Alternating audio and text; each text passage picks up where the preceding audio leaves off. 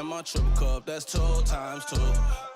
Man, this shit dogging in the wartime, so You know I'm ballin', usual like Kobe.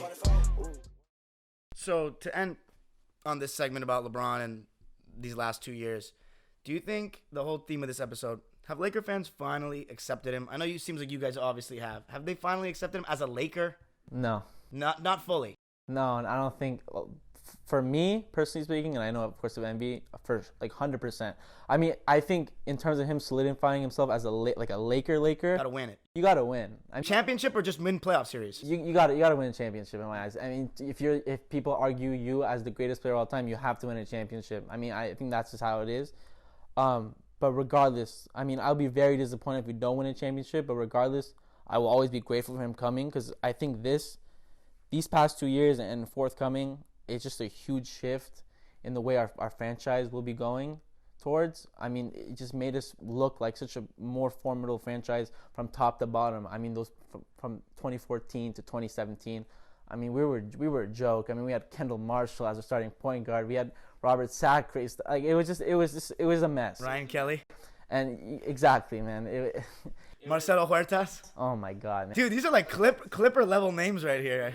It's ridiculous, man. It's horrible.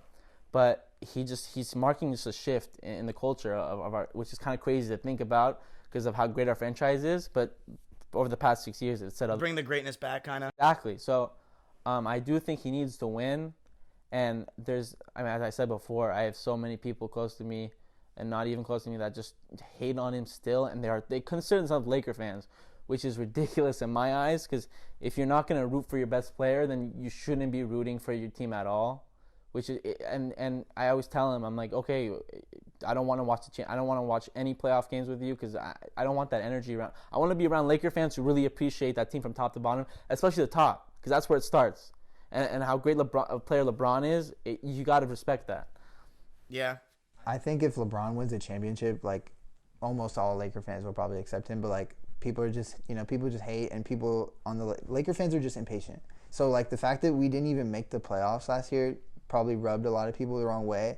I mean, I know like personally a lot of my friends, like I was arguing with them about it, like how people were like, saying, oh, he's slacking off on defense down the stretch and all this stuff, and oh, well, we need to make the playoffs, and he's, playoff mode. But I mean, that team, we had Luke Walton, and it was just like an iffy season. And, we knew we were going to get a star eventually. I think LeBron thought he was going to get AD that year, and it just didn't work out. I mean, we tried to literally trade our whole team for this guy.